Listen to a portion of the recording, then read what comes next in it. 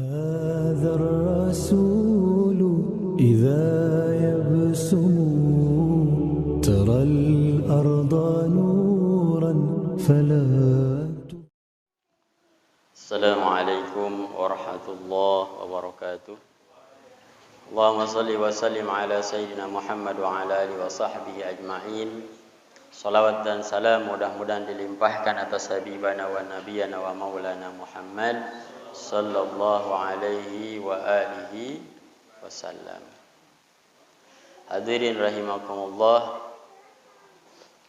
Pertama, saya sampaikan satu hadis Rasulullah sallallahu alaihi wasallam kaitan dengan thalabul ilmi.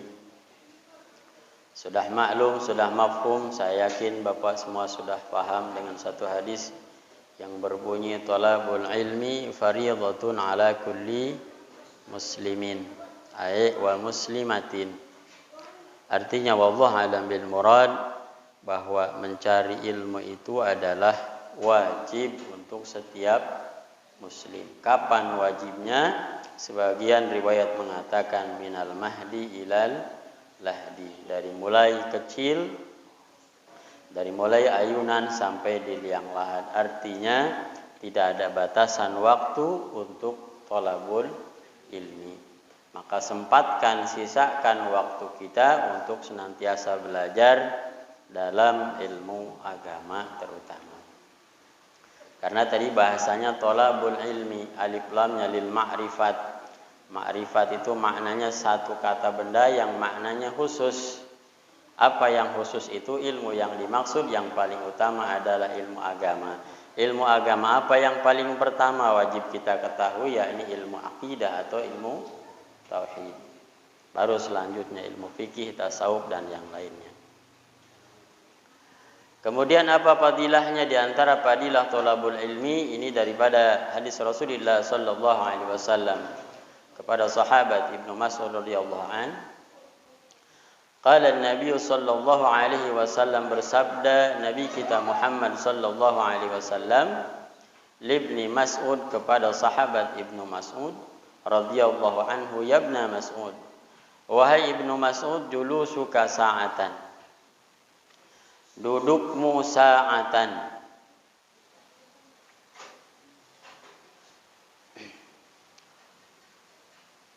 Ay minaz zamani lailan kana aw naharan. Dudukmu sa'atan, 1 jam. Atau di sini maknanya minaz zamani lailan kana aw naharan, sebentar. Mau siang ataupun malam hari, fi majlisil ilmi, di majlis ilmu, wa fi lafdin fi halaqatil alim. Pada lafaz yang lain atau matan hadis yang lain dikatakan lafadznya adalah bukan fi majlisil ilmi tapi fi halaqatil alim, dalam riungan, dalam halaqah kajian seorang alim, seorang ulama, seorang ustaz. La tamassa qalaman, duduk doang, la tamassa qalaman, tidak menyentuh qalam, pulpen, pena. Boro-boro nulis, nyentuh aja kagak.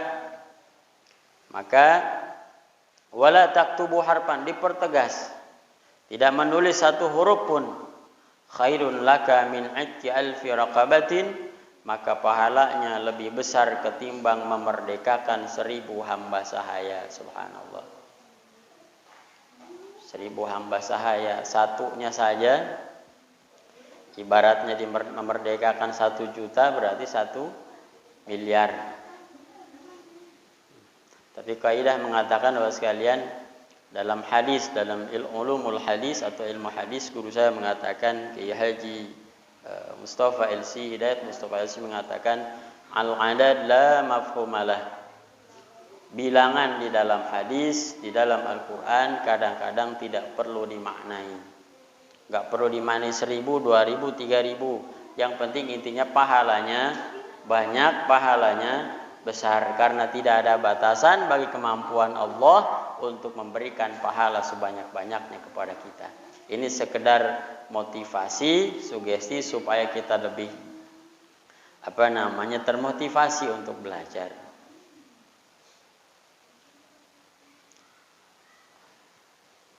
Wa nadhruka ila wajhil alim. Bahkan dikatakan di sini, pandanganmu kepada seorang alim, kepada guru-guru kita, binadril mahabbah, tentunya dengan pandangan saling mencintai dalam karena Allah Subhanahu wa taala, khairun laka min alfi farsin tasaddaqta biha fi sabilillah. Subhanallah. Ketika kita melihat guru-guru kita dalam kajian dengan pandangan yang saling mencintai karena Allah Subhanahu wa taala, saling mencintai dalam keimanan, saling mencintai dalam ketakwaan, maka pahalanya lebih baik ketimbang mensedekahkan 1000 kuda di jalan Allah Subhanahu wa taala. Kuda harganya berapa? Sekarang kayaknya kuda lebih mahal dari motor ya. Fisabilillah.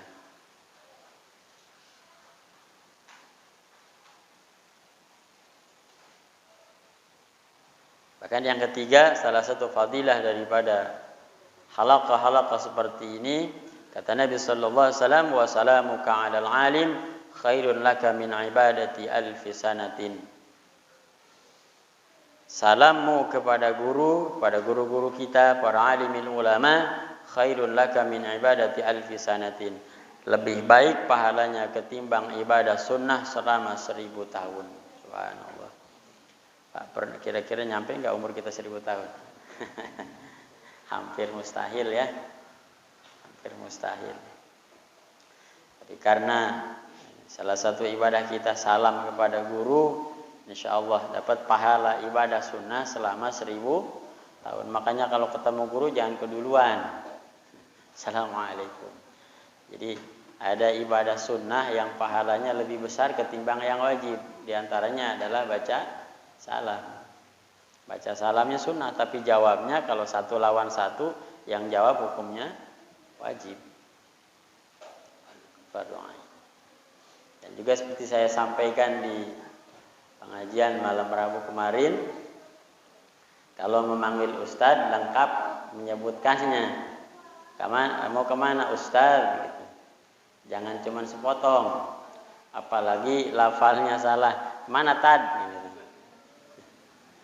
Taddun itu maknanya tiang besi, patok.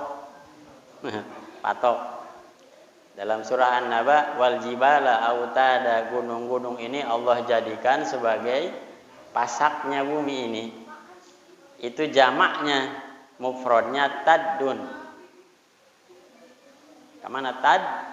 Itu berarti manggil. Mana patok? Itu untung guru-guru kita ini tawadhu ya, gak marah gitu. Kalau mau sepotong harus pakai dal, tad. Ustadzun, guru. Kalau belum bisa melafalkan dal, kursus sama Pak Ustadz Toto ya. Jangan sama saya. Saya juga kayaknya belum lulus ini. Ustadz. Ya demikian salah satu hadis Rasulullah SAW, tabarukan, ngalap berkah, mudah-mudahan meskipun Habibana tidak hadir pada malam hari ini, kita diberkahi oleh Allah Subhanahu wa taala barokah membaca hadis Nabi sallallahu alaihi wasallam. Untuk selanjutnya seperti biasa saya meneruskan baca catatan aja. Alhamdulillah nih. Kalau bisa jangan terlalu cepat jadwalnya ya. Nanti keburu habis nih tulisan saya, mau ngomong apa ntar. Kemarin kita membahas tentang masalah usolli. Sekarang kita akan coba membaca catatan saya dari rangkuman Madzhabul Arba tentang perbedaan dalam masalah fikih 4 mazhab, yakni Al-Imam Malik, Imam Hanafi, Imam Abu Hanifah, kemudian Imam Syafi'i dan Imam Ahmad bin Hanbal. Untuk malam ini mudah-mudahan waktunya cukup. Kita akan sama-sama belajar tentang al-waqtu fin niyatis shalah. Kapan waktu mengucapkan atau berniat di dalam salat. Apa kata para ulama? ittafaqa salasatu minal a'immah wa hum al-malikiyah wal hanafiyah wal hanabilah ala ay yasiha an tataqaddama an-niyatu ala takbiratul ihram bi zamanin yasirin. Di antara 4 mazhab tentang kapan waktu niat di dalam sholat ada 2 pendapat. Pendapat pertama, ittifaq sepakat 3 ulama mazhab. Siapa yang 3 itu? Pertama Imam Malik beserta para ulama yang bermadhab kepada beliau, wal Hanafiyah Imam Abu Hanifah, kemudian wal Hanabilah mazhab daripada Imam Ahmad bin Hanbal rahimahumullah. Apa pendapat beliau bertiga? Ayyashiha an tataqaddama an-niyatu ala takbiratul ihram. Sah melakukan niat di dalam sholat sebelum takbiratul ihram. Jadi prakteknya berarti saya niat sholat maghrib Allahu Akbar. Makanya biasanya yang bermadhab kepada 3 madhab ini takbirnya pendek karena niatnya sudah. Boleh seperti itu, silahkan. Wa khalafa Syafi'iyah, tapi berbeda dengan pendapat 3 ulama tadi, yakni mazhab Imam Syafi'i beserta para ulama pengikutnya. Beliau berkata, faqalu la budda min an takuna niyyah muqaranatan li takbiratil ihram bihaitsu law faraga min takbiratil ihram biduni niyyah batalat. Kalau Imam Syafi'i beda. Kata beliau la budda. Kata la budda itu bahasa Jawanya ora wajib ora. Apa tuh? Artinya wajib. Mau tidak mau, bisa enggak bisa, mesti niat itu muqaranatan li takbiratil ihram, bareng dengan takbiratul ihram. Di situ bedanya. Jadi kata Imam Syafi'i, niat itu berbarengan dengan takbiratul ihram. Karena di situ intinya sholat. Jadi prakteknya ketika takbiratul ihram, di sini kompak, tangan kita angkat, mulut ucap Allahu Akbar, dalam hati baca niat. Minimal ada 3 poin, qasdu, ta'rud, ta'yin. Qasdunya apa? Usolli. Apa bahasa kitanya? Saya niat sholat.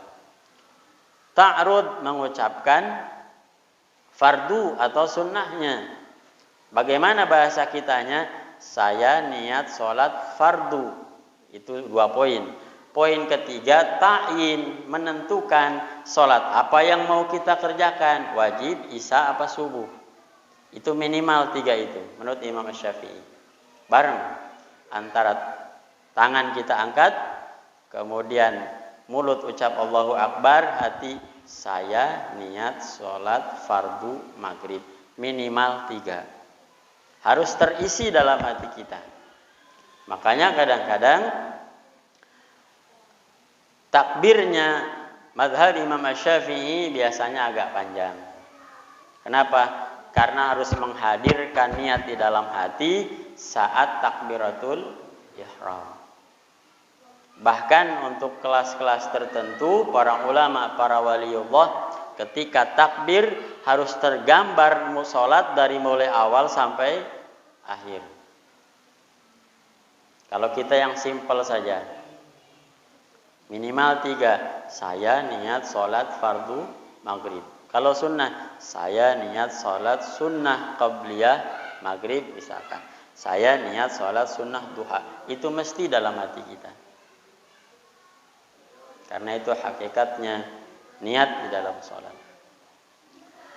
Karena hukumnya wajib menurut Imam Syafi'i, bihaitsu law faragha takbiratul ihram biduni niyatin. Kalau kosong takbiratul ihram kita dari niat di dalam hati, batalat, maka sholatnya tidak sah. Agak berat sedikit ya.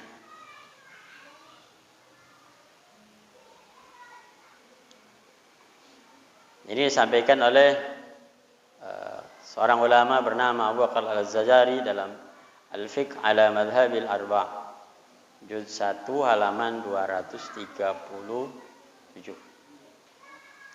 Lalu bagaimana Pak kalau kita misalkan susah, sulit melakukan apa yang disampaikan oleh Imam Asy-Syafi'i?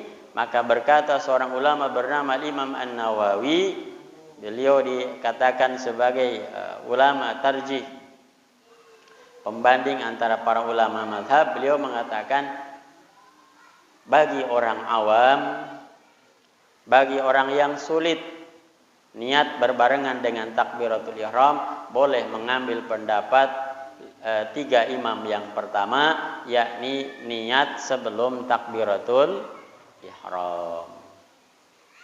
Enak Pak ya, kalau paham semua enak. Tapi sebisa mungkin laksanakan yang tadi dikatakan oleh Imam Asy-Syafi'i, bareng dengan takbiratul ihram. Masih ada waktu Pak? Sampai di sini barangkali ada yang ditanyakan Pak, supaya kalau ditunda nanya takut keburu lupa ini. Nah itu berarti niatnya sebelum takbiratul ihram. Boleh. Kalau sebelum takbiratul ihram kan misalkan kita masbuk. Sambil jalan juga bisa kan? Saya niat sholat fardu maghrib, sampai di tempat langsung Allahu Akbar. Sah tidak? Sah, dipertanggungjawabkan oleh para ulama. Asalkan amalan tersebut berdasarkan ilmunya. Sudah pernah belajar. Ini siapa yang bertanggung jawab? Ini pendapat siapa? Ini adalah intisari daripada Al-Quran dan hadis berdasarkan pemahaman para ulama. Di antaranya adalah Imam Malik, Imam Abu Hanifah, dan Imam Ahmad bin Hanbal. Para ulama ini subhanallah Bapak sekalian, beliau ini adalah para ulama ahli hadis yang memahami Al-Quran, memahami hadis berdasarkan riwayat yang sahih. Bahkan Imam Abu Hanifah belajar dari para tabi'in. Bahkan kalau urusan tafsir, ada seorang ulama namanya Mujahid, Syekh Mujahid, Imam Al-Mujahid. Beliau adalah kalangan tabi'in yang langsung belajar tafsir kepada, kalau saya tidak salah, kepada Abdullah bin Mas'ud radhiyallahu anhu. Seluruh ayat beliau dan mendapatkan tafsirnya daripada sahabat Abdullah bin Mas'ud radhiyallahu anhu. Jadi kita husnudzon saja. Yang penting prakteknya mana yang kita amalkan tergantung situasi dan kondisi. Kalau mampu, yang paling utama laksanakan yang disarankan oleh Al-Imam Asy-Syafi'i. Kalau tidak mampu, boleh yang 3 imam yang tadi. Saya sampaikan ini termasuk khilafiyah sebetulnya. Justru kalau kalau kita tidak paham khilafiyah ini, biasanya akan menimbulkan keraguan bagi kita yang masih awam. Lebih jauh lagi menimbulkan pertentangan, bahkan perdebatan. Dulu di zaman saya masih kecil, karena masih homogen, Syafi'i semua. Tapi ketika sudah banyak ada yang lain, kalau nggak ada yang kunut itu dimusuhin Pak, sama yang kunut gitu. Kenapa? Karena mungkin saat itu para ulama belum menyampaikan terkait masalah ini. Kalau sekarang kita kulturnya sudah heterogen. Kalau di sini kita tidak bisa memaksakan satu pendapat atas keyakinan orang lain. Selagi masih dalam koridor Ahlus Sunnah wal Jamaah, dalilnya sahih, Qur'annya sahih, hadisnya sahih, insyaallah bisa dipertanggungjawabkan.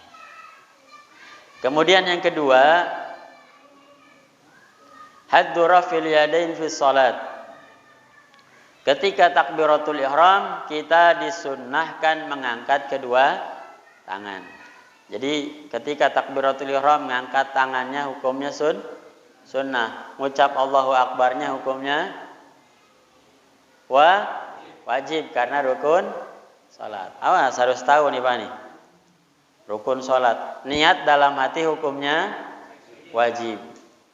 Karena salah satu syarat sah salat adalah bisa membedakan mana yang wajib, mana yang sunnah. Itu salah satu, bahkan itu salah satu cara untuk khusyuk di dalam salat. Membedakan mana yang wajib, mana yang sunnah. Kenapa harus bisa membedakan mana yang wajib, mana yang sunnah? Selain itu adalah syarat sah salat.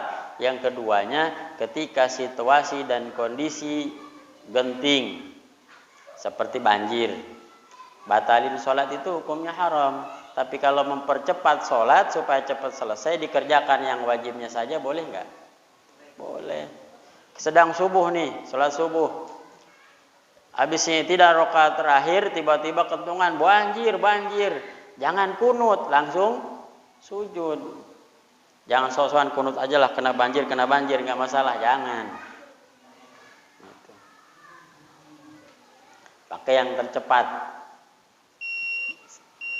Sudah bisa ya? Alhamdulillah. Berarti nggak jadi sekarang ya? PR nanti. Di hari ini saja yang bisa saya sampaikan. Karena waktu tidak mencukupi, mudah-mudahan bisa difahami dan bisa kita amalkan dalam kehidupan sehari-hari. Salah satu pengamalannya adalah tidak gampang menjustifikasi ibadah orang lain itu sesat. Tidak gampang menjustifikasi orang lain bid'ah tanpa dasar ilmu. Demikian kita tutup dengan doa kafaratul majlis. Subhanakallahumma wa bihamdika asyhadu an la ilaha illa anta astaghfiruka wa atubu ilaik. Usikum wa nafsi taqwallah. Assalamualaikum warahmatullahi wabarakatuh.